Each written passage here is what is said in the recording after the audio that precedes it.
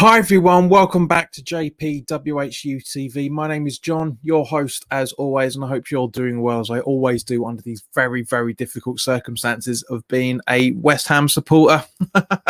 We are now on episode 7 of the weekly live chat with John. I have to pause there every time because my mind keeps saying daily the whole time. I got so used to doing those 63, 64 episodes with you guys. I've got to condition my mind 7 weeks in. 6 weeks in, I should say, to the fact that we're doing that. But anyway, guys, I hope you're all doing very well. A lot has happened over the last 7 days. So let's talk about it. And straight away, we've got a dickhead who's gone. Keith, good evening, mate. Hope you're doing all right. I hope we get bought. I do as well. I really, really do. Rick, hope you're all well. Hello, guys. Nick, evening. Rick, just to let you know, fella, as part of being a Patreon, this is now available on Patreon for you to view. It's gone up. It's going to be up on. It's going to be up on YouTube tomorrow evening at 7 o'clock. But Rick, the preview from the Newcastle game is up and running for you guys. Yeah, go check that out. But as I say, Rick, if you want to become a Patreon, there's 3 tiers available. All the information is in the description below. Guys, of course, let me know what you think of the new backdrop. I'm not sitting over there anymore. I've literally unwrapped this morning, laid it all out. Obviously, as you can see, it still needs a bit of iron work in here and there. But let me know, because I'm planning to use this for the backdrops for the watch-alongs and these episodes as well. The football backdrop will still be for the previews, but for any of the live stuff itself, this is going to be the backdrop. So let me know what you think, guys. Very, very interested to see your thoughts. Nick, sorry, I've already said that. Eden, good evening, mate. Hope you're doing all right. Ryan Jarmin, #Gold Sullivan Brady out. Great work, mate. Thank you very much. Rick says he's going to have a look after this. And Clinks, hello, good to see you again. And evening, Kent, good to see you, mate. Hope you're doing all right. Now, as I say, there's quite a lot of things to talk about. So apologies, guys. When AJ and I on Saturday morning, we were talking about the fallout of Noble's tweet. I did try and get the conversation flowing as much as possible in the chat, but obviously when you got a guest on and you're talking about things, especially the relationship I've got with AJ, he's a very good mate of mine, it was very, very difficult. So apologies for that. So by all means, guys, we will be talking about the that tweet in a little while. So by all means, put your comments in the comment section in the chat now. And then we'll, and when it comes to that point, we will catch up with it. But first and foremost, I thought I'd start off with a couple of bits of information from the news.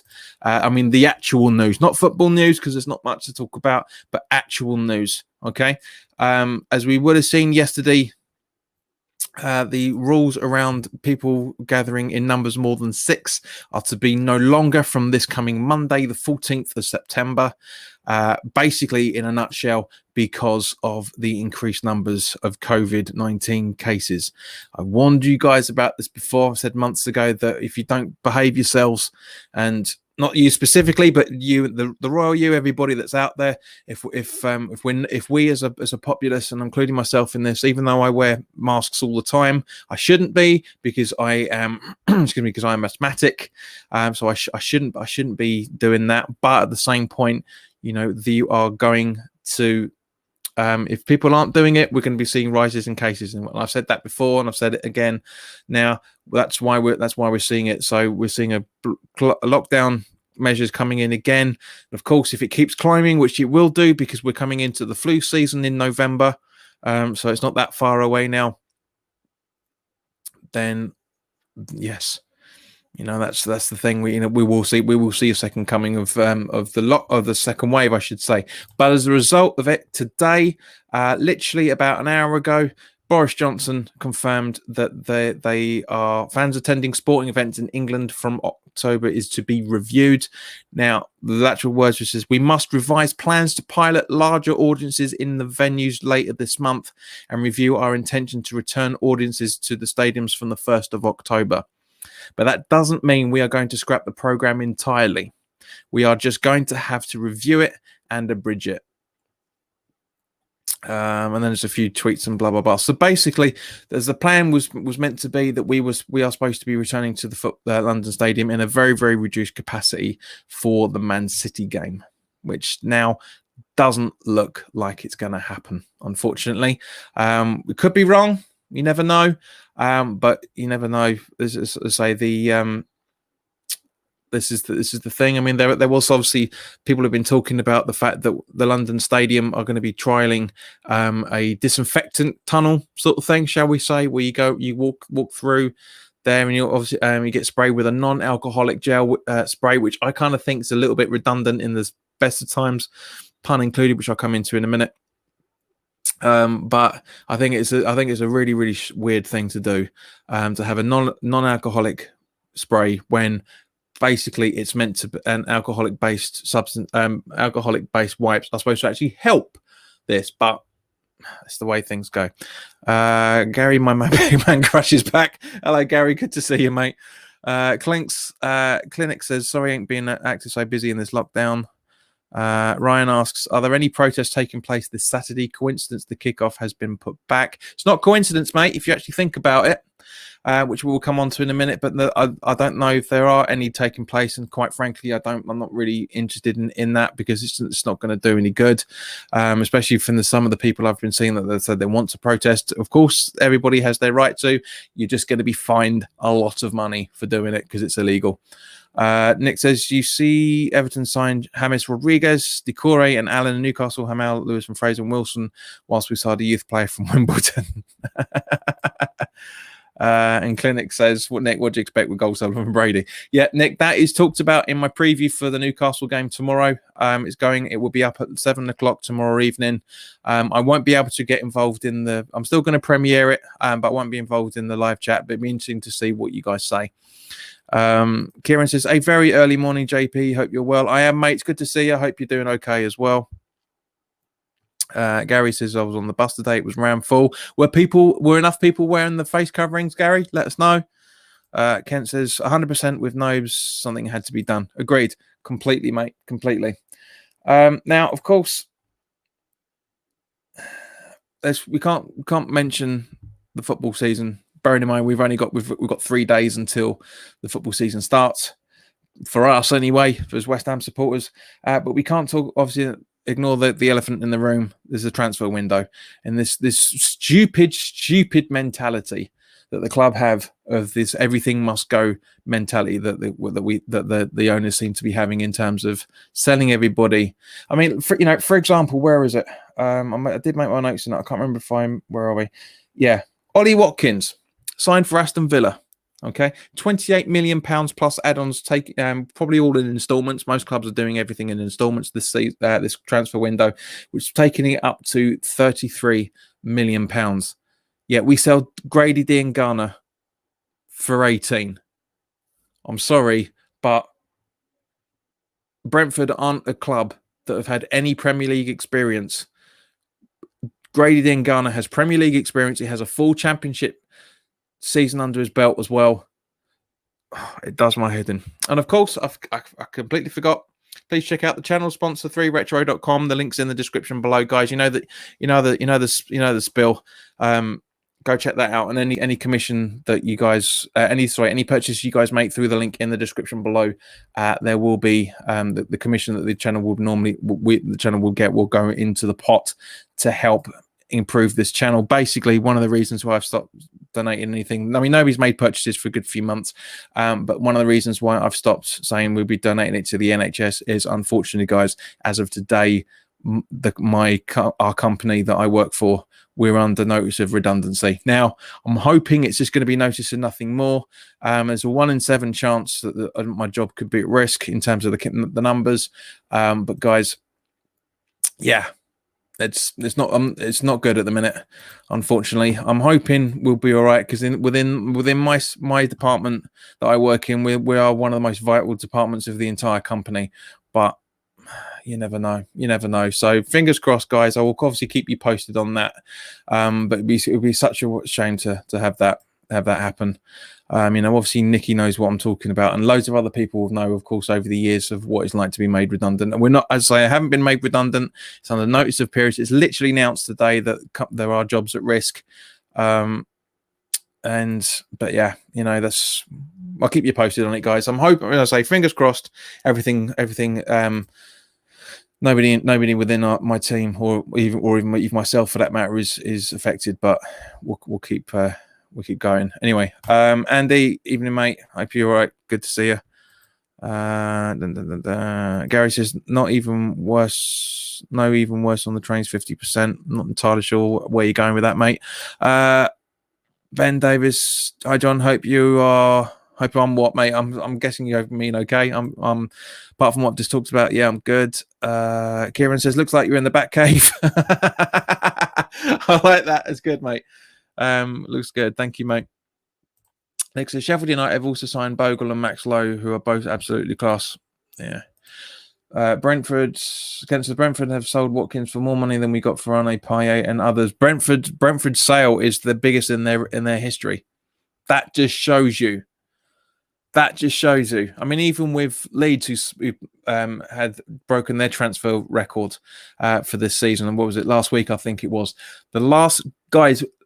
Can you remember Leeds' last transfer record smash? Rick says, sorry to hear that, JP. Thanks, mate. Kieran says, fingers crossed for you. Cheers, fella. Gary says, I think the board are in trouble. One has property, no money in that at the moment. The other sells sex toys like the last thing people are buying. So I think we are propping them up financially. Of course we are, mate. 100%. We have been for the last 9 or 10 years. Edmund says, sorry to hear that. Thank you. And he says, I've got my fingers crossed for you. Do you know of... Can't answer that, mate. I don't know what you're asking. Nick says, do you see Gold Sullivan Brady selling up before 2022? No, quite frankly, because I'll have to pay the profiteering fine or whatever it's called.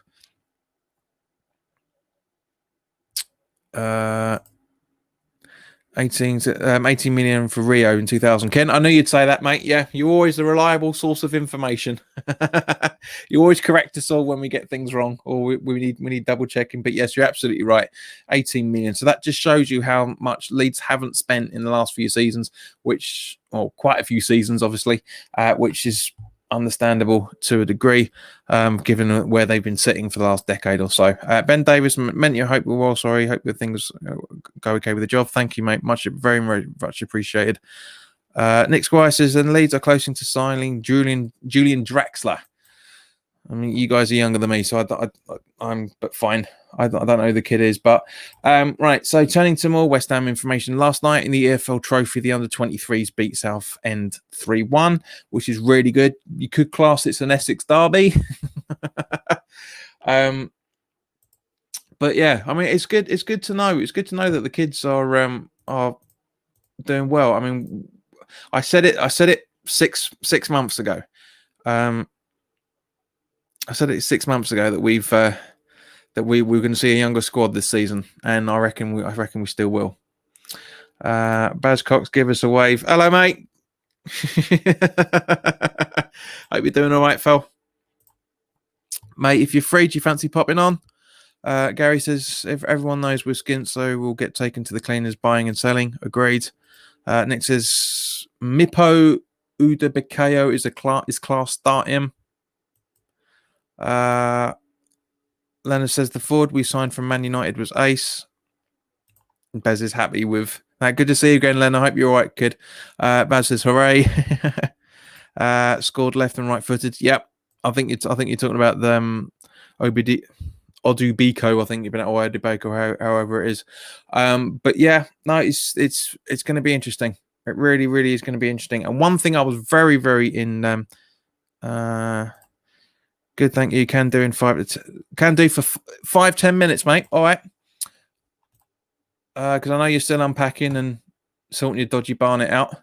So I will try and grab you because I've been trying to get you on this channel for a little while there, son. So let's go. Where are you? Where's your I'm trying to find you. Where are you? There we go.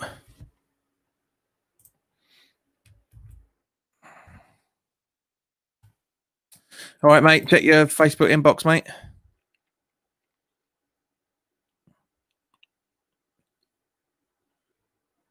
Mark English, hello, mate. Good to see you. Hey up, lad. Ben Davis says Odubuko saying from Man United he is as strong as a ball. Yeah, completely agreed. But yeah, Jared Bowen has come out and said some quite interesting words that I never thought he'd say, if I'm completely honest with you, because we all know how much effort this kid puts in. And he was talking about the preseason and whatnot. So he's getting the confidence of hitting the back of the net again. I got 4 in preseason, and I go into games with full of confidence, and I know where the back of the net is, even though that says it. It's important to get the minutes, and personally for me to score goals as well, which is what I want to bring to the team going into the new season. I've got a full season now to prove myself at the top level, which I still feel I need to do. That's all I've got to do. Work hard, take each game as it comes. Trying to play my A game every game and see what happens after that. I'm very excited. It's always been my dream to play in the Premier League, and now to have a full season, as it will be a challenge for me to step up to this level again. But I've got the confidence in myself to step up. And he goes on about the lockdown. Said it's been a shorter preseason than normal because of the circumstances, but we've got good work in. We had games, and it's important to get the minutes in. Yes, on Saturday we lost, and it's not about minutes. We want to play better than we did against Bournemouth, but we'll put it behind us now. Go forward with the work we've done in the last 3 weeks and train hard ahead of the big one on Saturday. So, yeah, no worries, Baz, mate. Nick says, see Longolo stepping up as his class from what I've seen, and also those 2 young centre backs. Yes, definitely. Baptiste is one. I can't remember the other kid's name, but Baptiste is certainly one I would like to see. I'd like to see in our squad. I'm glad everyone can hear me this time, because on Saturday my computer rebelled and it took me ages to sort this bloody microphone out. Gary says, are you watching the finances videos on Irons United later? Probably not, because I've already reviewed the account information myself. Then says, we have a better team than we did at the start of last season. Still need defenders. Yeah, agreed. On that side of things, I'm not happy with the fact we've only got one striker. Elise, thank you, Kent. Yeah, I'm not having just got one registered striker. I don't care what everyone says about Antonio, including what David Moyes says about him. He's a winger at best. He's an absolute winger at best. But he's just obviously a makeshift centre forward as it stands at the minute. Not that I've got anything against him. I love the guy. He's in my preview for tomorrow. So for the Saturday's game, so check that out when it goes live at 7:00 on YouTube. Andy Mill says, loving the top, mate. Do you think Mr. Gold is having much say in this? Some positive. Which player is your one to watch this season? Baz, perfect timing to come on, son. How you doing? I'm good, mate. You? Very good. Apart from obviously the shit we were told at just after lunchtime. What's that? Yeah, that we're under notice of redundancy, mate. Unfortunately. Oh, you are? Yeah, the whole family. Sorry, yeah. I didn't know that. I hadn't seen that news. So I'm just No, I said it a few minutes before your comment came in, so I didn't know how long you've been watching. But yeah, apart from that, mate, I'm all tickety-boo. Good man. How's the move been going? Yeah, stressful. Have a look. You want to deal with this? You want to deal with it, mate? It's still there's loads to do. It's getting there. Like it's just taking time. It does, yeah. The problem is this bungalow where I'm living now. We've got an upstairs, so all the roofs are like this, so no wardrobe fits. So everything again now, just getting all new wardrobes coming and things like that. So it's difficult at the minute. Just everything's in a box until furniture turns up, and then I'll be all right. By the time that happens, I should be back to work. I haven't worked since February, so yeah. You were saying this. You were saying this morning, mate. I was able to catch some of it. You said you said you. Is that the reason why the broadcast was delayed? Because you overslept? Yeah, mate, I'll tell you what, I worked on Monday, the first time since, I'm lying, it was March, my last job. I worked on Gold Cup Day at Cheltenham. Yeah. I had a job for someone up there. And Monday was my first job since. By the way, that was for someone, a professional footballer's wife. And the footballer's first words to me were, do you still support that shower of shit? I ain't going to mention names, but that was his words. And obviously, and then he was asking me about the tweets that come out. He said, what's your thoughts? What's your take? Blah, blah, blah. So yeah. Well, I think we're the laughing stock of everyone.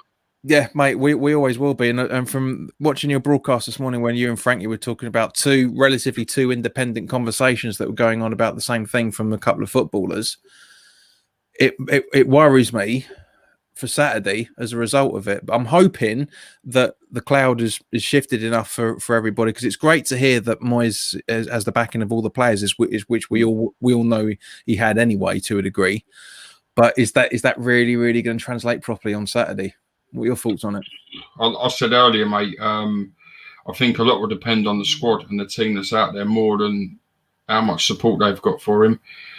We could have, without being rude, and this is no disrespect to him, you could have Cullen playing, you could have whoever else playing, but, you know, they all might support the manager, but for me, that ain't a side that's going to win, will beat Newcastle if Newcastle on their game.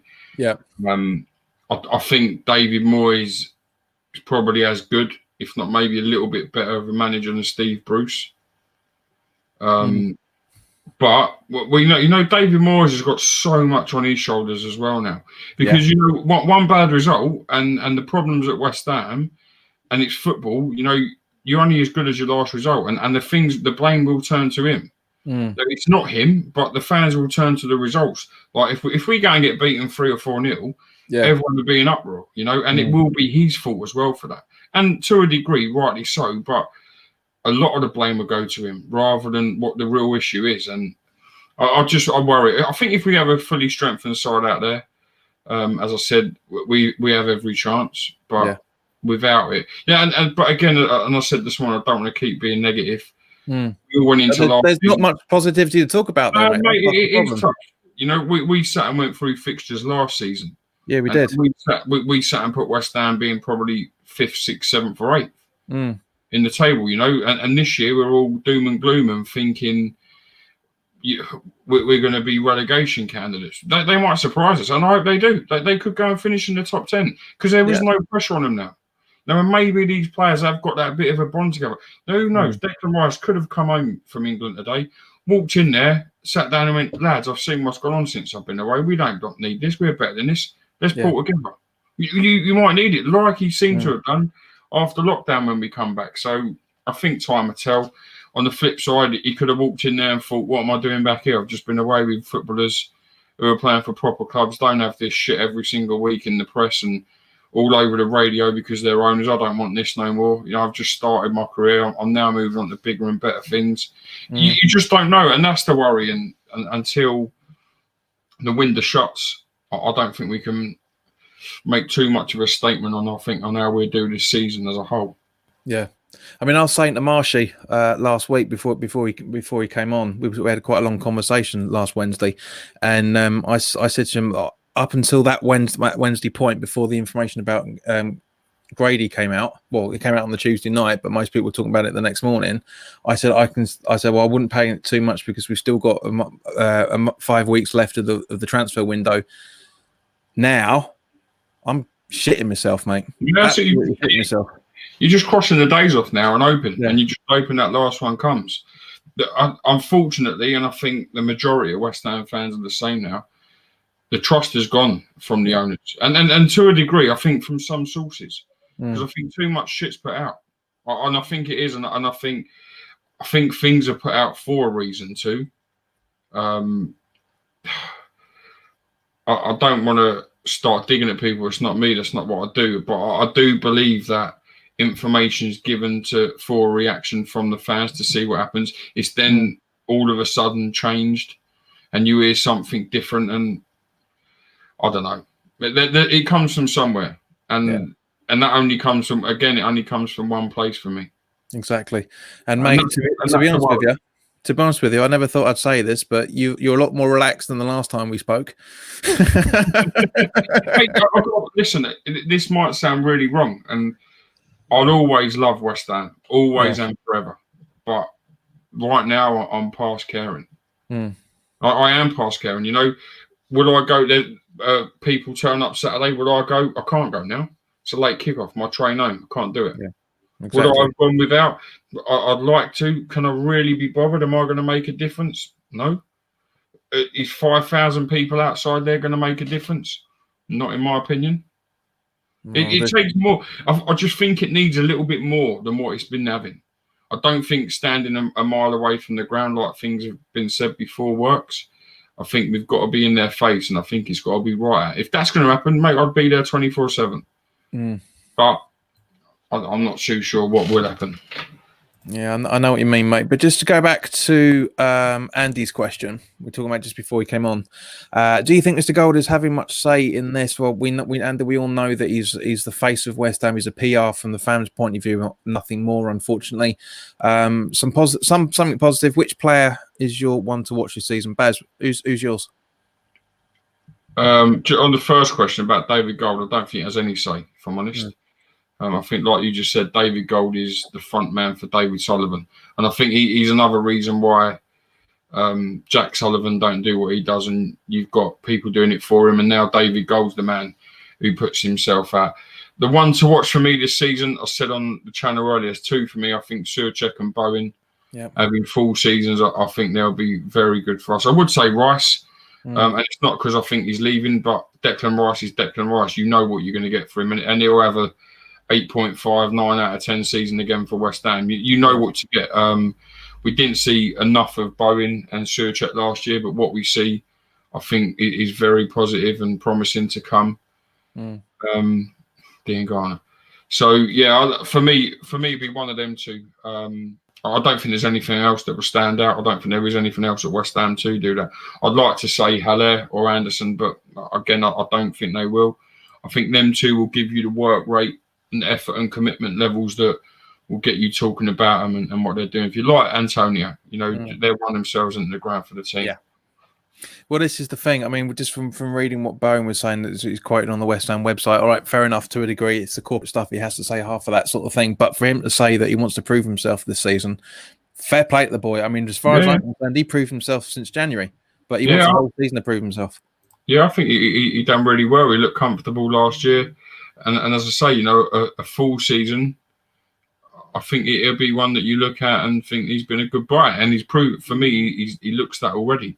I said on the channel this morning with Frankie on our one, between him and Surchek, I could probably see them two scoring 25 goals, 30 goals maybe. Easy. I do believe that. I think Surchek could get near double figures, if not in it. And I think Bowen could the same. So maybe 20, 25 goals instead of the 30. But there's goals from them. And I think they'll get them. And that's a positive because we've struggled to have a goal scorer. I don't know the last goal scorer we had who scored double figures in a season. Carlton Cole once, didn't he do 10 in one season? 10, 11? Yeah, mate, there's probably been others. I'm just saying there's probably one more recent, but someone who stands out. If you look back, you'd know Artson did. You'd know the Canio did, but I don't know who we have. And these ain't our strikers we're talking about. Antonio must have got close last year with the 8 he scored coming back. He might have even got 10 or 9, did he? I'm not sure. But when I say that, I mean people who stand out for doing it. And I think them two could, and that'll be a centre midfielder and a player we play out wide. Ken, as always, the walking in West Ham encyclopedia says it was Cole 15 in the championship. I know it was Coley for one of them. Baz, have you seen the second text message from Source One that's been going around the last couple of days? No. This is hysterical. Marshy sent it to me yesterday. I wasn't going to talk about this, but it'd be interesting to see what your take is on this. So bad news today, mate. I couldn't stop laughing at this. Is this the one about Mark Noble and Masuaku and all that? No. This is the second one. This is because I know you guys talked about it the other night, but this is another one that's gone around. So David Sullivan and Karen Brady turned up at training. David Sullivan went berserk at Mark Noble and started swinging punches. Mark Noble now doubtful for Saturday with severe bruises to the shins. I'll send it to you. It's cracking up. So once David Sullivan had been calmed down, Robert Snodgrass gets his cock out and starts doing the helicopter cock in the direction of Karen Brady. This is where things get weirder. ... Having seen the massive Scottish slong, she proceeded to lift her skirt and start off and start ferociously frigging herself off in front of all the players. Huh? They must have all chucked up the old dragon. To his horror, David Sullivan ran between her legs and ended up with a clit around his ear. No transfer news then again, I'm afraid. That's brilliant. I do like it. Very clever. I'll send it on to you, mate. So next time we do your broadcast, you can talk about it, man. That is so funny. So we're on tomorrow again, funny enough, if you fancy it, doing a live play. I'm out tomorrow evening, unfortunately, from that point of view. But yeah. Well, otherwise I would have done. That's one of the reasons why I wanted to get on here, is just to talk about the stuff that we were going to pretty much talk about tomorrow night. Now, one of the things, guys, I don't know if you've seen this yet, but the football fixtures have changed, and it's nice that we're actually getting back to being able to watch the games. That's the reason. I know. Where is he? Clinic said it earlier. He said that it was a conspiracy that we've got the 8 o'clock kickoff. It's just down to the fact, mate, that Sky Sports wanted the game on telly. So if anybody hasn't seen these yet, we'll just quickly talk about them now.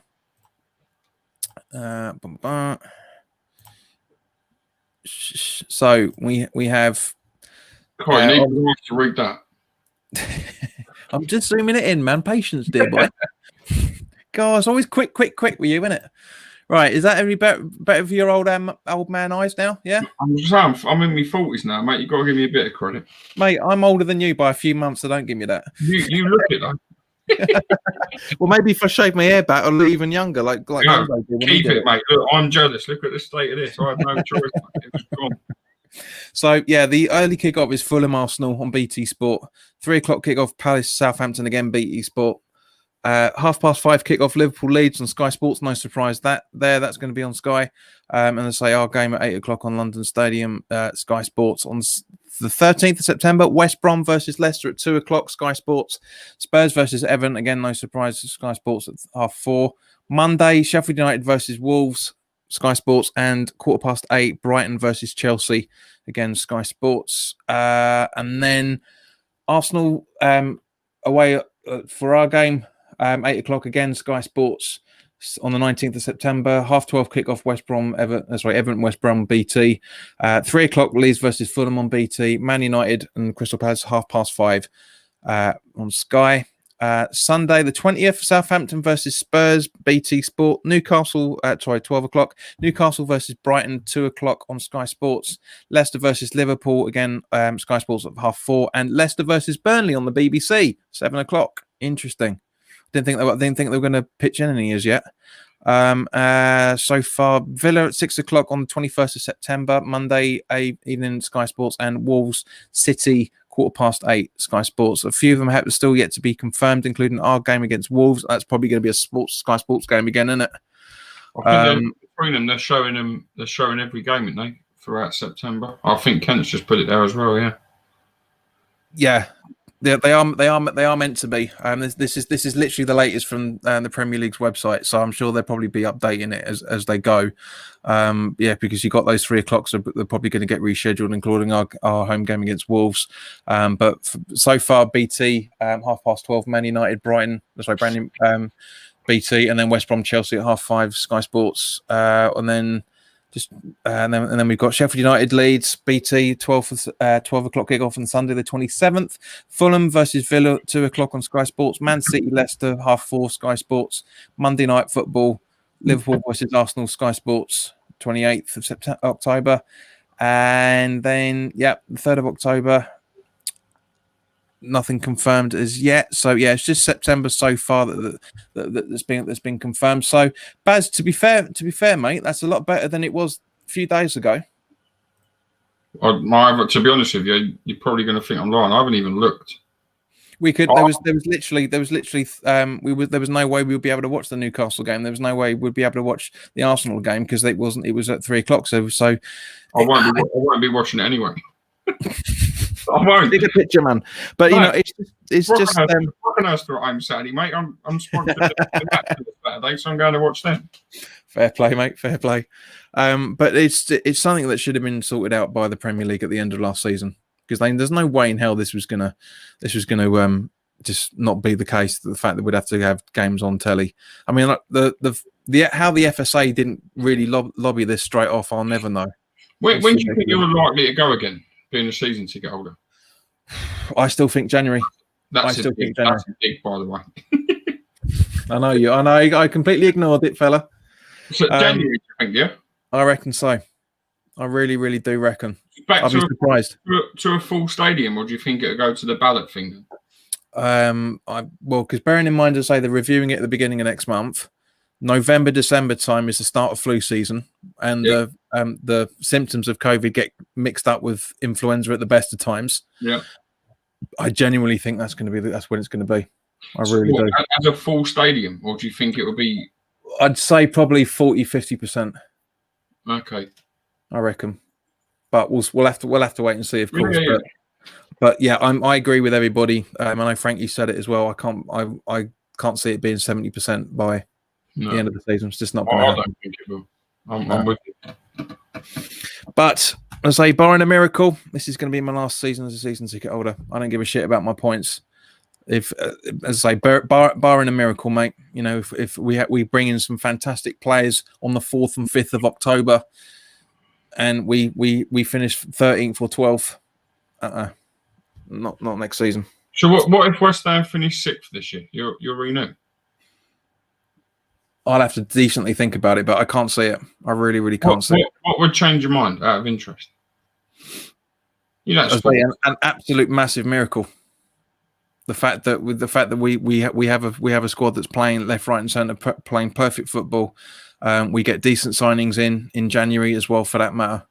If we have a normal season, I'd think about it, but I can't see us having a proper football season. I genuinely think, and I'm not the only one of us. A few of my mates who've renewed as well are saying the same thing. What if West Ham get relegated and the owners leave? Will you not renew then? I'll renew then, yeah. Okay. But we know full well the owners ain't going to leave next season. Do we? Well, mate, it's not going to happen. They will leave at the earliest at 2020, the 22-23 season. You watch. I don't think they'd have been in now if we'd got relegated. If I'm honest, no. I think they would have gone. That's the best solution, I think, for us. Yeah. Well, me and Frankie spoke on this earlier. What's your take on this ITK thing with Spencer?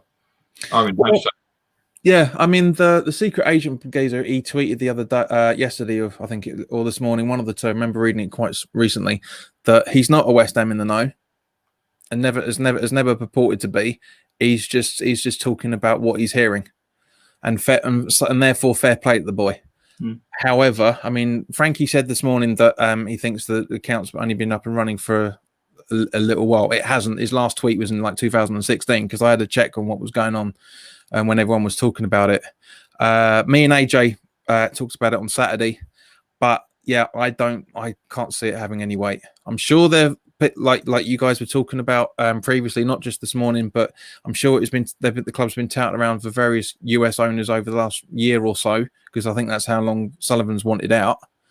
But yeah, I've see, the problem is that when he said that by the end of the year, 100% you can see new owners. Now, which year is he referring to? Is he referring to the football year that everybody calls the season, which is not is possibly likely? I don't. But is he talking about a new owner within the next 3 months? Both stink big time to me.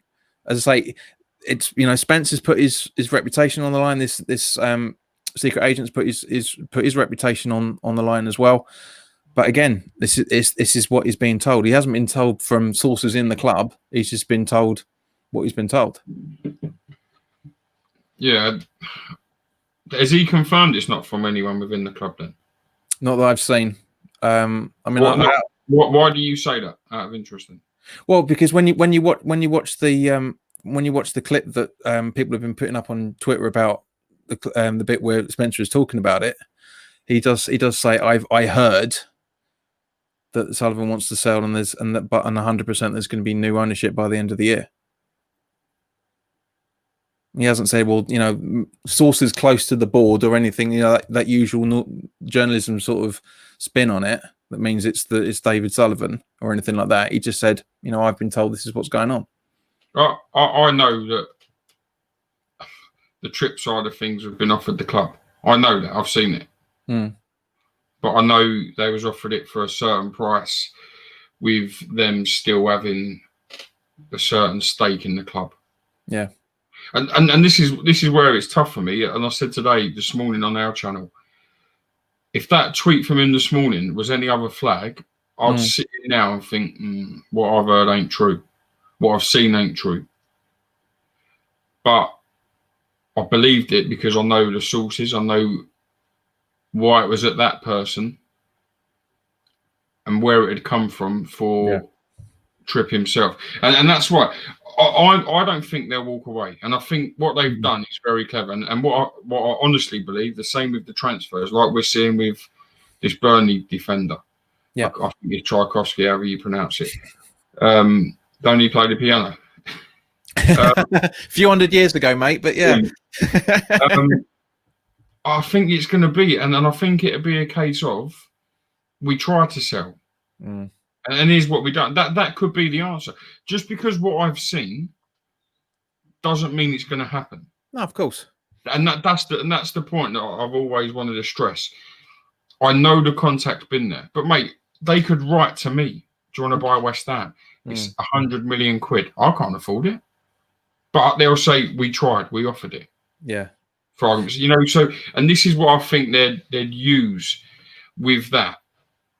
If it didn't come round, you know, and I think that's why some sources that we know who are very right a lot of the time will say it's not true. There's been no formal bid or no formal offer, you know, and I think them things will be said for a reason.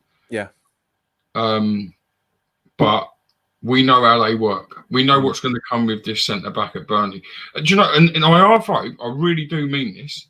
I hope the £35 million bid we read is genuine. I really do. And do you know what I hope more than anything? Burnley go, fuck it. Go on then, let's go for it. Because they will shit themselves. They will 100, because all they're doing it for is to be humiliated, to say we tried. Yeah. And this is the problem, right?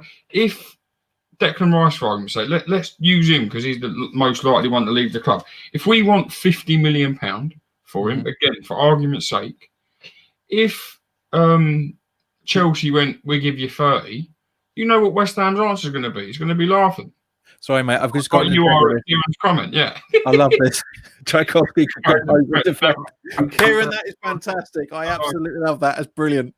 Go on, mate. Sorry, but that's all they'll do, and they don't humiliate us. Don't embarrass yourself with a silly bid, and that's what they've done now. And that's why, mate, I don't think we should sign him. If I'm honest, I think we need a centre back. Yep. I think we need fullbacks. Yeah, I think we need a lot. I don't think he's a priority. And for 30, if you are really going to spend 35 million, I'd rather see. What did we pay for Bowen? Bowen, is it about that? Yeah, I'd rather see two players like that come in who are going to give you 100%. Exactly. Yeah, and this is my point. That's why I half hope Burnley go. Yeah, all right, let's go for it. That's what I'd like to see. Yeah, but I mean, I can see the thinking because he is a good player. I rate him a lot. It's just agreed. I can't see what added bonus he'll really bring over on Bonner and Diop. And as Frankie said this morning, you shouldn't be paying 40, 50 million quid for a backup player. We can't afford to do that, literally in every sense of the word, unfortunately, as it stands at the minute. But at the same point, yeah, we need a left back, we need a right back, a centre back is preferable. As far as I'm concerned, we need more striking options, mate. We've literally only got Allaire and Antonio as a backup, which all respect to Antonio. I love him. We were talking about him earlier. He's a winger and it's injury prone. I've said it time and time again, and I hate repeating myself on it. You know, all we read last season, Anderson had to go, not good enough. Lanzini's finished, X, Y, Z. Now all I've read all summer is we only need a left back and a right back and a centre back. There's been no mention of attacking players. All of a sudden, we've got enough going forward. Why have we? They weren't good enough last year, and David Moyes didn't even have Anderson feature for him last year. Yeah, exactly. And that surely tells you something. Ian, mate, good evening. Savakol saying on Sky that he's not keen on coming. Mate, it's to back up exactly what you've been saying, Baz. We tried to get him. We spoke to him, but he didn't want to come in. But mate, I'll ask you, like I asked Frankie, if you're in, I don't even know, I can't say his name. I'll say it again, Tchaikovsky, whatever. Why would you want to join West Ham right now? He said he wanted Champions League football. That rules us out for a start. You don't want Championship football, but even still, even if West Ham wasn't a relegation battling side that we've been the last 3-4 years, why would he want to join West Ham? The place is shocking. It's so toxic. Why do you want to put your career on a backward step now? Your next move for him now should be a big positive move. And go somewhere where he's going to enjoy it, maybe see 4, 5, 6 years out and really have a good push. What's he going to do? Come to West Ham where every week, every day they're in the press with a load of crap going on at the club. Mark, you're spot on there, mate. If the bid was accepted, the player would still refuse to come. Yeah, agreed. But I don't know. You know, I hope I'm wrong. I really do. I hope they sign everybody they go to, or not who they want, who the manager wants. I hope we sign them all. I hope they win Saturday. But I think, like we've always said, you can never forget your problems. And unfortunately, I'll be honest, I think as a fan base, we do that. I think we forget a lot. And then I think this whole summer break has been GSB out. Yeah. If we go and win 3 or 4-0 Saturday, I think that 95% GSB out could drop to about 65, 70 because they'll forget and that's the sad thing. Yeah, that's what social media is like. Unfortunately, it is massively fickle, and that includes this all of these platforms where we're broadcasting on Periscope, Facebook, YouTube. Everything is just here and now. Because was it Frankie who said it the other day? Said it'll be forgotten by next week. Yeah. Everyone will forget about it and move on to the next trending tweet, then trending hashtag. The problem is the fact, mate, is that I can understand why Moyes is saying that he wants to bring in a centre back first and foremost before sorting everything else, because we are leaking goals left, right, and centre. We always have done. So I get his thinking behind it because he's a very, very defensive minded man. When it comes to Saturday, if he puts out a very, very strong side and does the substitutions that the game needs, I can't see any genuine West Ham fan. I'm going to put my neck on the line here now. I can't see any genuine West Ham fan shouting at Moyes if he does everything correct and we lose 3 or 4-0. But I understand what you're saying, right? And yes, we are poor at the back, and yes, we do need a centre back. But let's go back to the start of the window. We never mentioned it. You know, Eze, Berahart, whatever his name is, Ollie Watkins. They're the players we read about. You know, and Frankie tweeted about Eze, and everyone's saying that's not the priority. 100%, it's not. But that was who the manager named, and we failed to back him. Every man he's put forward, except for the geezer at Burnley, so I ain't saying his name again because I can't. No one else has gone for him, and everyone else has been something all of not good enough. Matty Cash, all we heard about last year, Matty Cash. Now all of a sudden, boys don't rate him. Saw him for one game and went no. These people who let out sources are as poisonous as what the owners are. Not sources who let out the information. Yeah, they're as poisonous as the owner. That's the problem. Well, I mean, at the end of the day, there are certain people that won't talk about stuff they're given, and sometimes they'll tell people what they feel everybody wants to know. So I see what you mean on that, mate. People do it for an ego. Yeah, to a degree.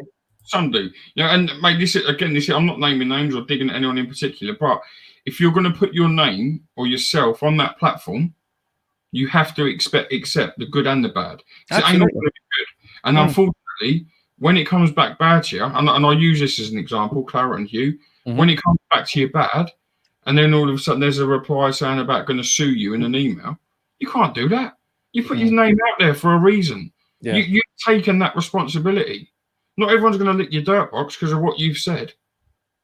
Do you know? And that's my thing. If you want to do it, you've got to accept it both ways. I paid that price. I learned it years ago. And I mean years ago. I'd be quick. I'd put the team out when I shouldn't. It ain't my place to. I found it out. I still do, near enough every single week.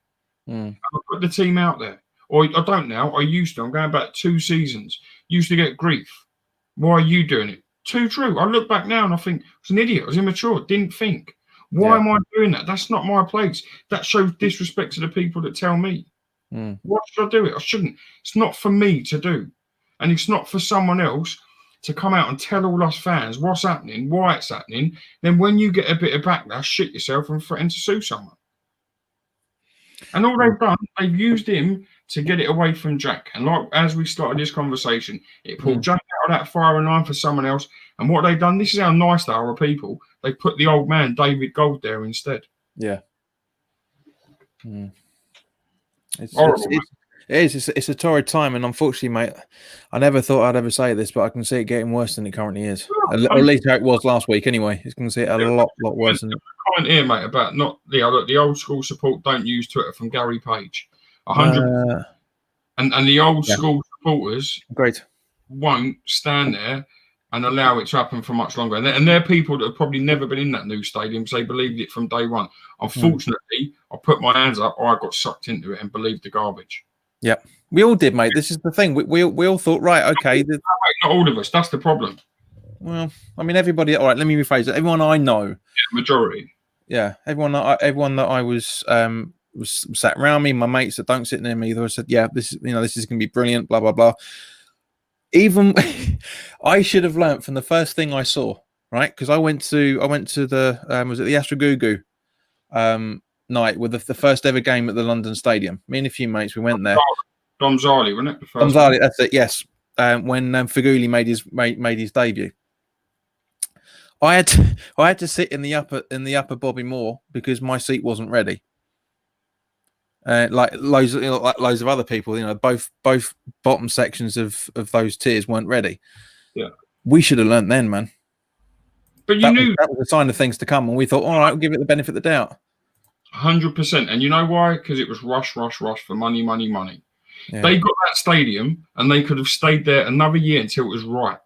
And if we had gone there with everything right, the fans may have been a little bit different. You might not have seen the fighting in the stands that we had with Watford, that we had with Bournemouth for there, and for so many. Yeah, you might not have seen it because they would have had it all done. But when you go to that Dom Zarley was a European game, as you know. When you go to your first Premier League game of that season against Bournemouth, and there's fans turning up still with a concrete slab, and fans walking into the same concourse as Bournemouth fans, you know they don't give a shit, and all they care about is what revenue that ground does. Otherwise, them things would have been done and would have been right. And we let it go. Mate, I put my hands up. I believed it was right.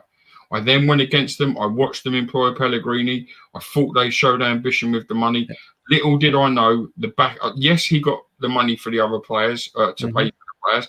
I agree with that. Little did I know the involvement they would still have. Yeah. I thought Pellegrini would have come and took full control. I don't believe he did. No, I don't even think he had 75% at any time, mate. I really don't. No, I don't believe that. I mean, thinking back on it, I think Hernandez was a Sullivan signing. Massive. I believe so. All you've got to do is look at who the players are with when they sign and where they are. I think that's a massive giveaway. Same with the manager. Yeah, absolutely. You all see Pellegrini sat in Sullivan's house and he was having a picture with him. Poor David Moyes was stood on his own twice, wasn't he? Next to the back on the wall. Sorry, he's back. Just take a photo in there and don't come to my house, mate. You stay down the training ground. Pellegrini, come round, have a bit of dinner and that, or have a good chat. It's all bent, mate. Yeah. And talking to which, Gary's saying bad. They wanted to blow it up for a movie. That's right. That's what they've done. They made sure our ground got blew up first, and they got money from that. Whilst the new stadium they moved into weren't even right. Yeah, I know, mate. But the only difference between, well, I was going to say the only difference was that we all know everyone's hatred for Spurs. We all can't stand. I mean, up until I went to their revamped stadium, I was all right with Spurs fans. Never after that. When we beat them 1-0, they were fucking awful. Eh? Why? What was wrong?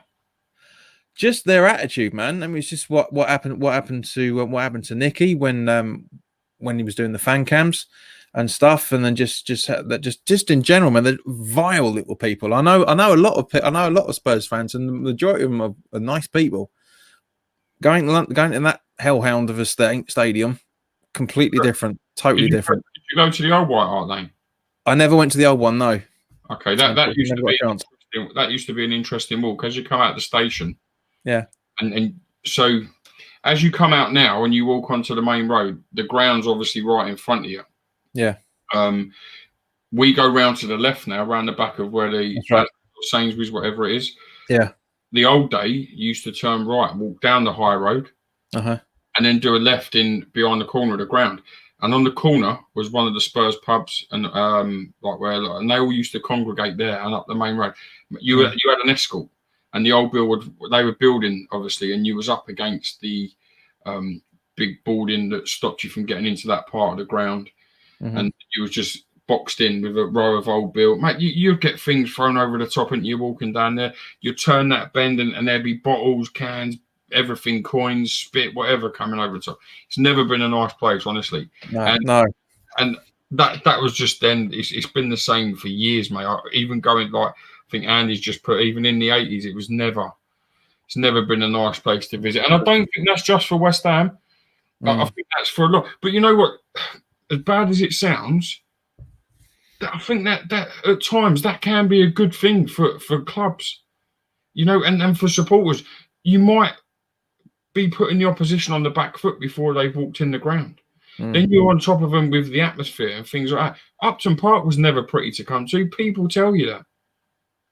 It's easy now. It's too easy. The only thing that I want at West Ham that, when it comes to Spurs, is how the club's run. That All or Nothing TV program is really good, really, really good. They're doing is. I mean, it's edited to make them look really good in this situation, and it's only up to episode 6. So they haven't got round to the season being cancelled yet. So that'd be interesting to see where that comes with, bearing in mind what they were doing over the April and May period. But yeah, it was. You're sitting there thinking, like for example, they're talking to Levy is talking to what's his name? Everyone that joked was Sven Goran, Christian Eriksen. They're talking to him about because he obviously made it public that he wanted to leave and everything. And obviously, of course, he got his transfer, and you can see the conversations that they were having with him. And he's sitting there saying, from a footballing point of view, we don't want you to go, but from a money point of view, we won't accept anything less than 20 million, and that's how much they sold him for at the end. There's a really, really good bit in it that Eriksen says. Is talking about when he said he wanted to go out and play. He wanted to go and go for another move and stuff. He said that the sports world, more specifically the football world, is the only place where journalists can write what they want and there's no comeback on it. He's absolutely right, with the exception of obviously the journalism crap that West Ham have had to try and rebuke because they're telling the truth with the Sunday Supplement and a few other bits and pieces. And like you're saying with Clarence Hughes saying we're going to sue you if you keep talking what you're talking about. And I know Nicky's had a couple of times where they said, no, you need to take that down. I said, no, this is my opinion. And it's just that it's feeble. But I want West Ham to be run in the way that Daniel Levy runs Spurs. We'd be 10 times. We would genuinely be top 6 by then with that level of thinking. And what Liam was saying on Thursday last week, and saying about the amount of money that we didn't even have even before the bowling ground. Now you understand, as Frankie was talking about this morning. Now you understand why all that memorabilia, the seats and all that sort of stuff, were being sold off, because they basically lied to Newham Council to get the move. Yeah, big time, 100%. Mate, well, I don't think we'll ever be that lucky. Well, not whilst they're here anyway. So we need new ownership for that. So I want to comment, mate, if you don't mind, on Gary. Gary's asked about the situation with Sacco. I have explained this a few times on TV. Baz. He has a complaining his autocorrect ain't working properly. So Baz, what happened with Sacco? So the Afro Sacco and I were going to speak. I was going to do an interview with him. The reason it didn't happen is because it was the same weekend that Isla had our first charity football match 2 years ago, or 3 years ago, whenever it was. 2, I think. That was at Chigwell Football Ground, wasn't it? Dagenham. One behind Hainault Park, Hainault Station, I think, wasn't it? Or Newbury Park. There was the one at Dagenham. Not Dagenham and Redbridge. Dagenham, I don't know what they're called. I can't remember. It was the first one. I weren't really involved. Well, I wasn't involved in it at all. Right.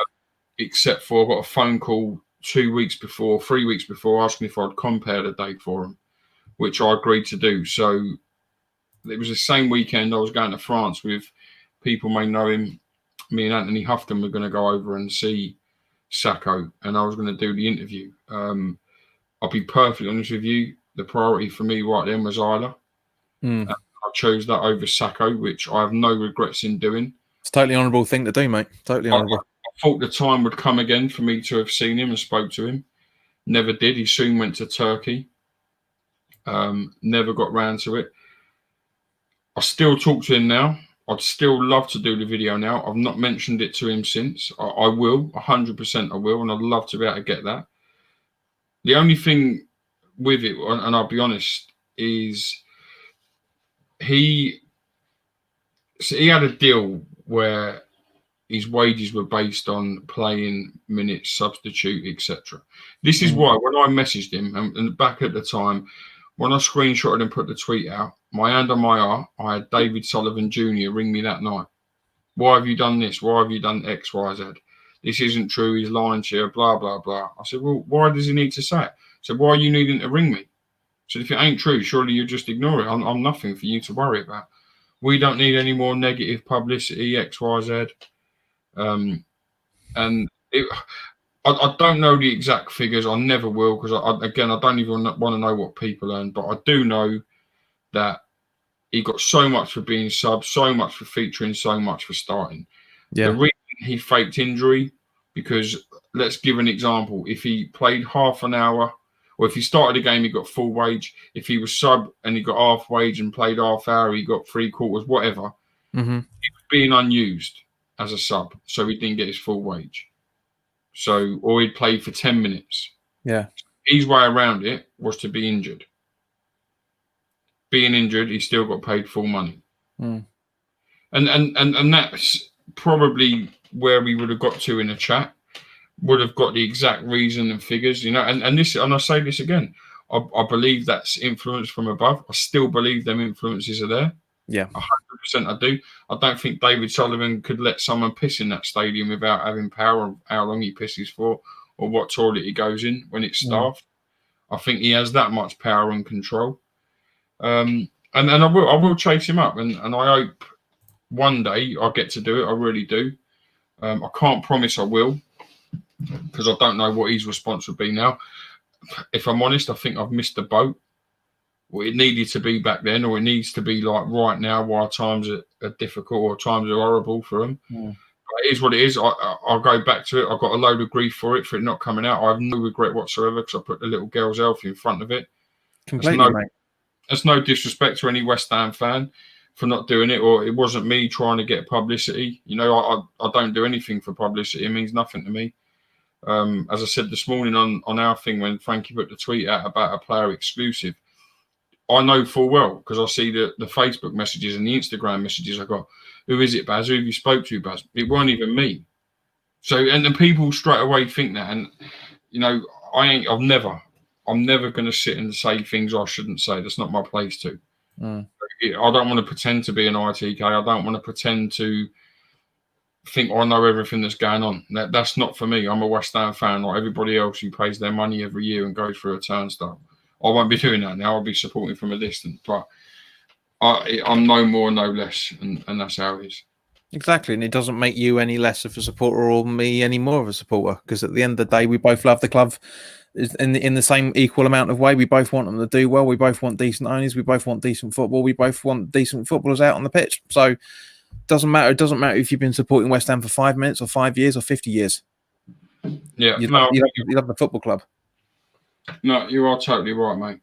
And the last thing I want to talk about, mate, to try and end on a high note, is that in the Southend Standard earlier today, we have confirmed that Basildon Council are set to agree plans for a mental health fund meeting this coming Tuesday, and Mark Noble has already pledged to put in 10 grand into the pot, because they need 40 grand in order to start that thing up.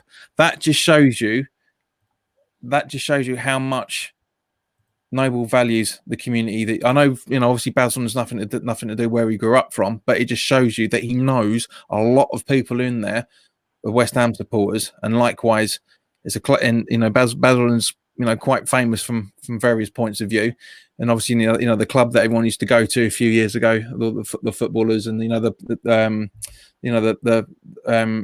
was it, the club that James Tompkins was fighting with sponsors and stuff, and being thrown up on them and all that sort of stuff from a few years back. He knows how much how big the West Ham community is in there, clearly, and it's also a very it's a state, lack of a better way of putting it, it's a state of mind that he's always been an advocate of to get more awareness for mental health. I think it's absolutely brilliant from him. Really, really is good.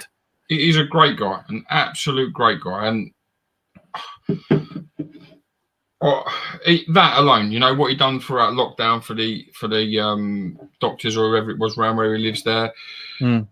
The level we got the West Ham players to make sure all the staff at the club didn't lose out. And again, mate, I've been fortunate. I spoke to Mark a lot. I've met Mark a lot. I know what he done for Isla. Yeah. It's not the minute I was in Barcelona, touchdown onto the deck, I've got a message from him. Baz, are you in Barcelona, mate? Because he'd seen my, obviously, tweet and Instagram. And I said, yeah. I said, just landed now. I'm on the way over. The man flew out to see Isla having treatment with Robert Snodgrass, the pair of them. He loves and he lives, and this is why, and I've said this 100 times, man, I could never repeat it enough. This is why, when he gets the grief and the videos come out of these words from the last night of that ground, it grates me. It really, really grates. Because back then we all said the same thing. If not, why didn't we stop it? He can't change them words that he said publicly. We can delete our tweets. We can change our opinion. Them words are recorded. Mate, my videos coming out that night with West Ham Fan TV was, I've dreamt of West Ham playing in front of 60,000 fans with all of this. I can't change that. No. But mate, I swear to God now, I can tell you, I think of nothing better than standing Upton Park in the Championship with 35,000. And if I'm honest, if Mark Noble could say that, I'm pretty sure he would. Come on, Baz, give us the rendition of the song you sang to him. Come on, mate. No, I can't sing, mate. Try Tchaikovsky with me, don't I? Composer.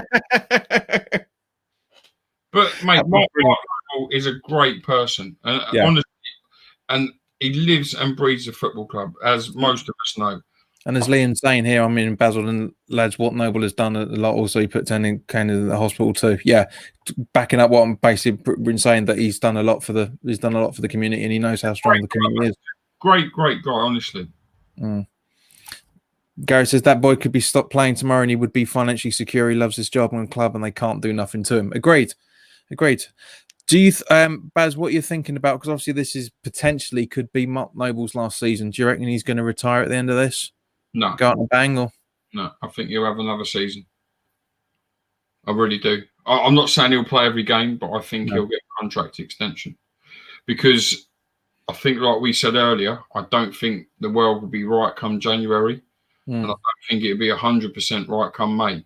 And I don't think the club could allow a career to end of someone like that as we allowed it to James Tompkins with nothing.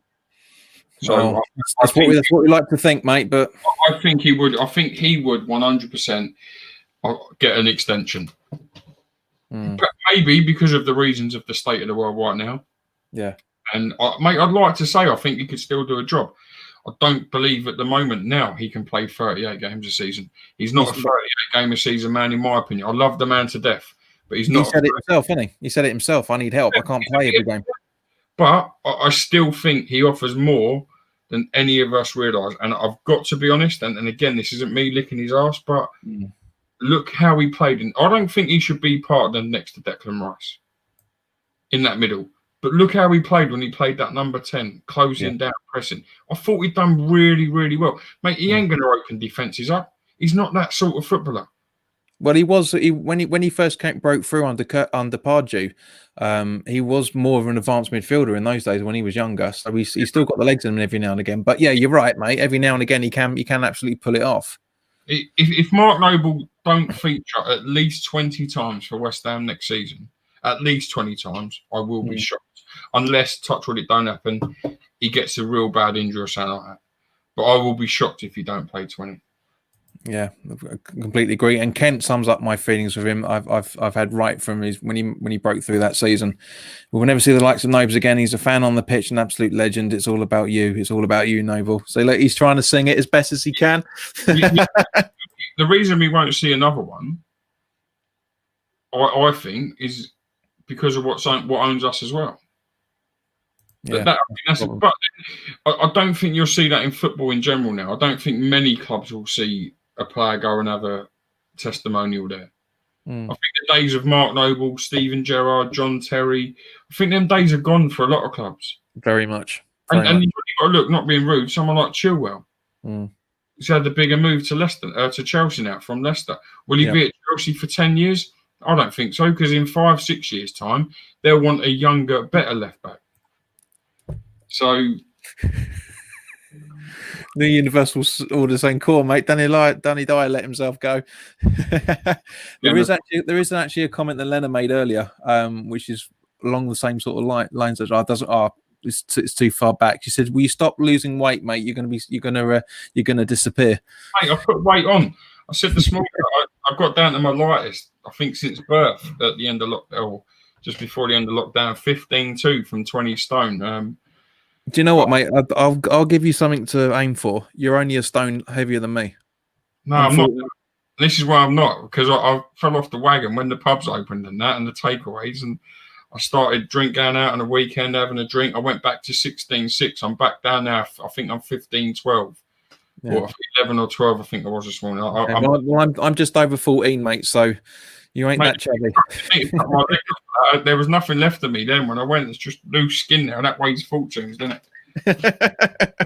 Too much. I didn't help myself when I was younger and I ate shit and never exercised. But I'm in the gym every day again now, just trying to get the last bit off. Lena makes a good point about Nobes. Actually, said she playing cup games, a few other games. Yeah, that's probably what's going to happen. I understand that, but what I don't get when people say that is to say cup games and a few others tells me he's not good enough for our first team, right? Yes and no.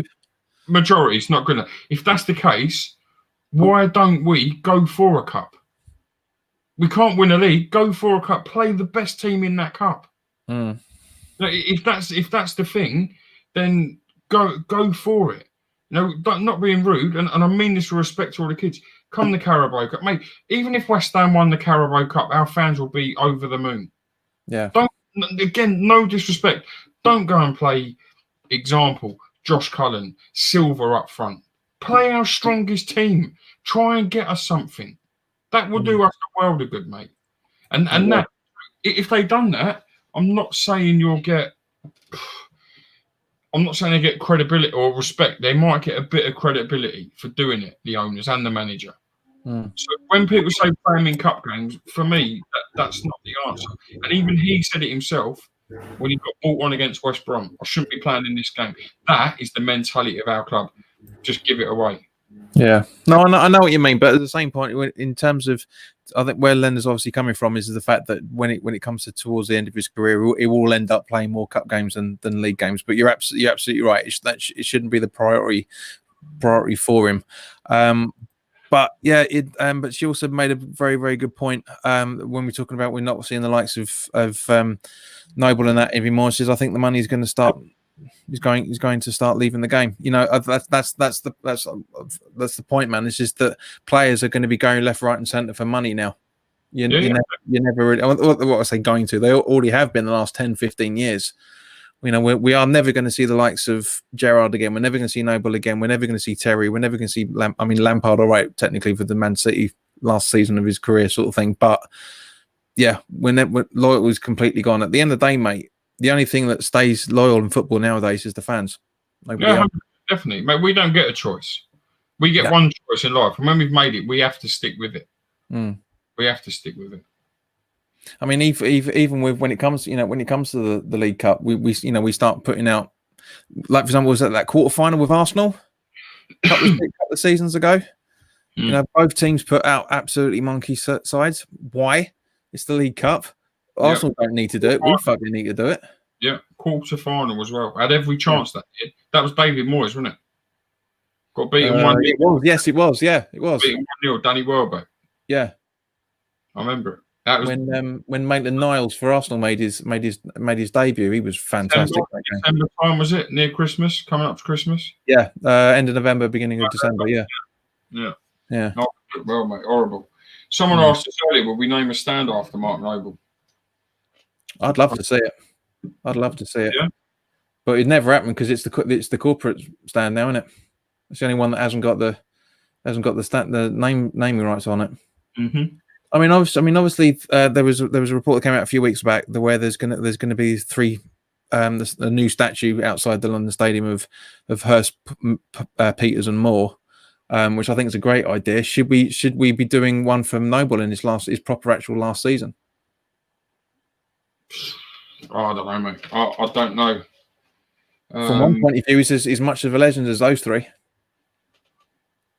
Yeah, I don't doubt that, but I think, is Jeff Hurst and Martin Peters really West Ham legends, though, or just through the England bit? I think it's more because of England and playing. I don't think they're real club legends, are they? To a degree, yes, because that's what those three were obviously more involved early in the 60s, like for example when we won what is now the Champions League, the Cup Winners' Cup, and all that sort of stuff. So the only ones that really won decent silverware and a few other bits and pieces. But obviously, yes, you're right. The World Cup elevated them in terms of stature for the West Ham supporters. But I think if Hurst didn't score that hat-trick in the final, would he be spoke about at West Ham as a club legend? I ain't 100% sure. If I'm honest, an argument on that one, mate. Yeah, I don't mean that rudely to him. Yeah. As a country, both Peters and himself, along with Bobby Moore, for representing England and being West Ham players, fantastic. And I mean fantastic. But if England go on and win the Euros, or what's next? Euros or World Cup? I don't know what's next. It's the Euros. If England go and win the Euros next year, and Declan Rice is still at West Ham, we're going to put a statue up of him, and then he leaves that summer to go to Chelsea. Fair point. That's what I mean, and that's why I find it odd. If someone says to me about legends at West Ham, Trevor Brooking is a legend to me. Mm-hmm. Bobby Moore is a legend to me. But again, I think Bobby Moore's is a massive thing with England and being the country's captain for that. As long as our captain, but because of that, Billy Bonds is everything to me. Yep. Mm-hmm. Everything. I've got Bobby Moore tattooed on me, but Billy Bonds is everything. This is where it becomes difficult. Would Trevor Brooking be as much of a legend as he is if he hadn't scored that winning goal in 80? I like to think yes, because of his career that he had up until that point. Why is Devonshire not credited? That's the point, mate. Yeah. That's what I'm saying, for them reasons. So Mark Noble won't, like Dev ain't, like Alvin Martin ain't, because they've not won nothing. So would you put a statue up of Mark Noble? Frank Lampard seen it, another great one. 100%. I don't think it will happen. 100% it won't happen. Do I think he needs credibility? 100%. I do think he does. Whether it's the Mark Noble stand, whether it's the a Mark Noble lounge, whatever. Them players shouldn't be forgotten. They gave their life to that football club. Alan Devonshire, Alvin Martin, Frank Lampard gave their life to West Ham Football Club. Yes, they had a nice return out of it, but because they haven't scored the goals that was important, because they wasn't... Noble may be different because he's been club captain. That could be the only difference that might help him a little bit more. But unfortunately, I think you only remember the ones that done something important. And that's my thing. Andy says Baz would put up a statue of Tony Gale. I don't know why the London Stadium isn't called the Tony Gale Stadium. Bobby Moore TS makes a good point about Jeff Hurst here, man. Spent 14 years at West Ham, 180 goals, 411 games, won 2 cups, massive legend. It's a fair point. Bar the cup is a very good point. I don't disagree. I'm not saying any different. And I'm not saying he's not a legend. I'm not saying that. But what I'm saying, I think some players are remembered for more things than others, if that makes sense. But it's down to everyone's opinion at the end of the day. Of course it isn't. Just because mine's different, don't make me right. Now, I would recognise what Mark Noble was given to West Ham, but I would recognise something that Alan Devonshire, Alvin Martin, all them done. I'd 100% do that. Yeah. And I think it's right that Jeff Hurst has been remembered by the club with the statue and Martin Peters. I do think that, Thomas Repka. But I just think sometimes things are remembered for other reasons. And that's quite sad. You know, and I've said this, you know, if Martin Peters is that much of a legend at West Ham, why did we wait for him to pass away to do something? And that was appalling. We shouldn't have clapped. We should have had a minute's silence for him. That's an example. You know, we walk up to that London Stadium up till last year, and we see all put around the side people like Andy Carroll and all of that. The victory part until they left. No, they're current. Where are these legends of the club that you talk about? Julian Dick's another one. No, where are they? They're not there. And you'd much rather it be. Sorry, mate. I've got the Jason the Marco Burger stand. From one point of view, a big legend was Marco Burgers for what happened with him. That's a very legendary status from one point of view. I just, as I say, it's not. I'm not saying they're not, but I just think there's other ways of doing it. I do think that, if I'm honest.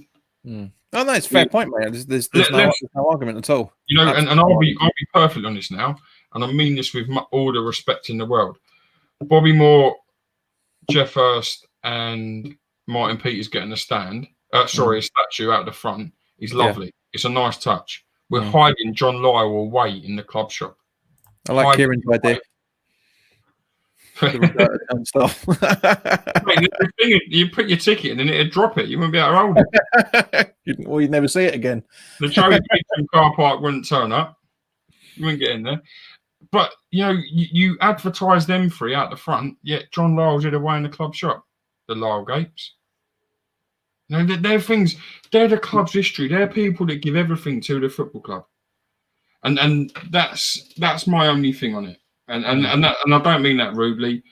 You know, I just, the only grateful thing now for two legends of the club who I do love, and watching Trevor Brooking and Billy Bonds see the appreciation from the fans with their stands, I think is vital.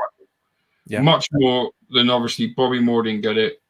There you go. Yeah, Bobby Moore didn't, and obviously Martin Peters when the thing come out of him. And do you know the worst thing? Like the comment about Jeff Hurst, what he's given this football club, nothing will come out of him, and I really mean this in the nicest way, until something happens to him. When it does happen, watch West Ham or Golden Sullivan jump on board. And there'll be merchandise about it. Oh, buy this Jeff Hurst memorabilia stuff. Yeah. That's the sad thing. That's my opinion. Matt, there's no need to spam the chat, mate, because we are gonna talk about this. We're so much for you being 5 to 10 minutes, mate. It's been an hour you've been on here so far. Yeah, no. You don't stop talking, do you? You're like Nick Marsh. Stop calling kettle sunshine, honestly. But yeah, if the ball sell up in 2023 when we own the stadium to rich owners and we're successful, would your opinion change towards them as wouldn't have rich owners if at Upton Park? No, it wouldn't change. Agreed.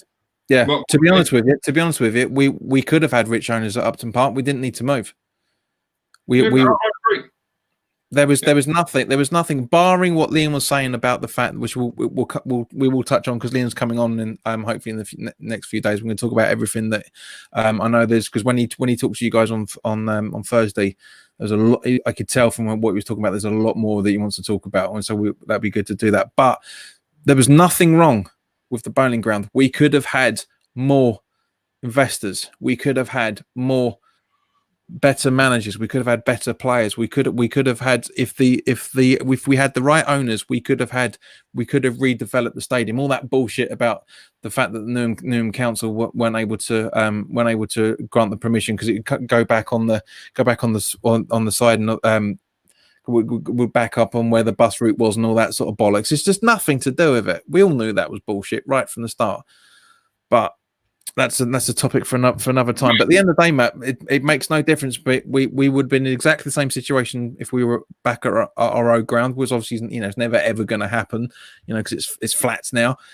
We would have been in the same position if we would have lost and stayed. In actual fact, we probably would have been relegated, I reckon, under the bowling ground. I reckon we would have. Nothing wrong with it in any shape or form. Look what Roman Abramovich bought. Yeah, You don't need a brand new shiny stadium for that. exactly. Chelsea have won the league and won the European Cup. And the toss up was because he was deciding whether to buy Spurs or Chelsea, and apparently Chelsea won that weekend, so he bought them. No, we need somebody with that sort of brain, man. You not read his book? I haven't. No. Okay, so he says in there, or it's in some book that I think he's or someone else's, flying back from Tottenham, flew over Stamford Bridge, right? And the hotel on the shed, he pointed down apparently and said, "Who's that?" And they said, "Chelsea. I want to stop." And he's just put there, Kent, and this is factual, because the ground had the hotel, is why he bought Chelsea, because it had a business attached to it already. So, that's the thing. And Upton Park, we all know, could have been redeveloped. Well, there was a hotel linked in there, because you could literally stay in there. Yeah, yes, it would have cost money, but it could have happened. So, yeah, getting rich owners don't bother me whatsoever. We didn't need to move to get that. You don't need to be rich to win the Premier. Well, you probably do now, to be fair, to win the Premier League. Nowadays, you do. But Leicester ain't in the league of Liverpool or in the league of Man City or Chelsea, but they won the Premier League. Tones made a very good point. Arsenal won league titles at Highbury, 38,000 seater, yet won 0 league titles at the Emirates. Reason being, Tones, is because, as Baz has just said, mate, money is in football now, and Arsenal weren't really spending all that. I mean, they were spending a lot in those days, but they weren't spending the equivalent that they should be spending now in order to do it. No, I think you're right. It's hard, and I stress this all the time. I don't think any West Ham fan, if you do, I think you're supporting the wrong club. Support West Ham because of success or expect any success. That's not us. It's not us at all. And we'd all be more than happy now if we was in, who finished 9th or 10th in the Premier League? Sheffield United, for example. Yeah. If we was them right now, we'd all be more than happy. Wouldn't even be moaning. 100%. If we had that from 4 years ago, wouldn't be moaning. You'd accept it. You got close enough. You'd hope for that little bit push next year again. But everyone else around you strengthened. So you look at, let's go to Everton, for example, now, who progressed a little bit after a bad start last year, gone out and made sure they've strengthened their squad. That's all we asked for. Kieran's spot on then. Said Arsenal had good recruiting back then. Agreed. Completely. Absolutely, completely. I mean, Leonard's saying, look at Wolves' spend. You can build a decent team. To be honest with you, Leonard, our starting 11 is decent. We've got a decent team there. It's the sub bench that is the big worry. We haven't got a decent squad. We've got a good enough squad for the team for the starting the game. We just haven't got a good enough squad to see out the game. That's half the problem. I think so. I think Kent's just hit an hourly with Arsenal as well. When you are, or when you've won the league and you're so-called challengers, when you're selling your better players or best players to rivals. Now, we're in uproar now with Dean Garner going to West Brom because they're a relegated rival side. Arsenal lost Van Persie to Man United. Lost Sanchez to Man United. Talk of Aubameyang going to Chelsea in January. I know it's not now, but they're losing their better players to their title rivals. And they're being forced to, because they're not winning money to have, and not in Champions League all the time, to have that money keep coming back in. Kent, mate, you've just reminded me of something. Obviously, when we redeveloped the old Doc Martin stand, that was off the back of selling Ferdinand. Yeah. And whereas to bring the comparison up to date, if the money for selling Dean Garner was used in the same way, obviously not to redevelop the stadium, but to put money back into the squad, then I don't think people would be in as much state as they are at the minute. I mean, obviously, when we sold Ferdinand to do that, there was massive uproar. Mate, forgetting it going back in the squad.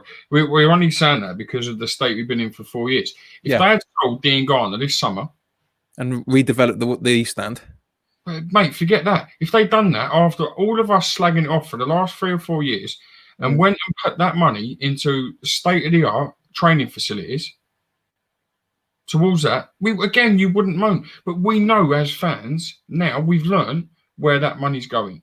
Yeah. And that's the issue. And even if they went and bought the geezer at Burnley, I can't say his name. If they go and buy him, and let's say it's 35 million quid, You and I both know that's not going to be £35 million now. Nope.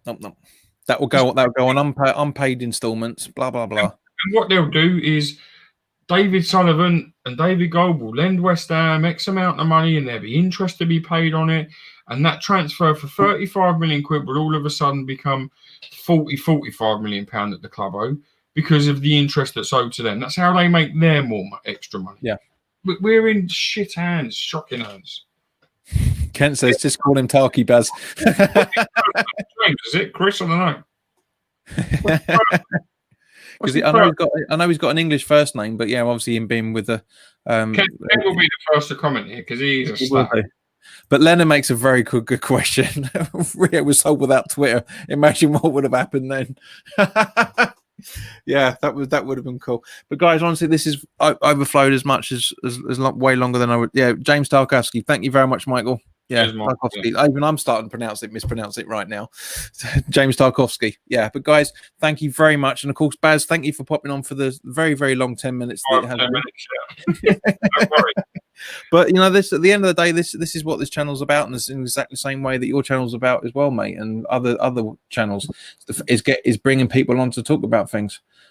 Completely not intended, because I know Rick was asking to inadvertently asking to come on and do it. And I said no, we're going to purely focus on chatting to people in the chat, and then but I wanted to get you on because obviously it's been a while since. I mean, obviously we spoke last week, but it's been over a year since you've been on here, so.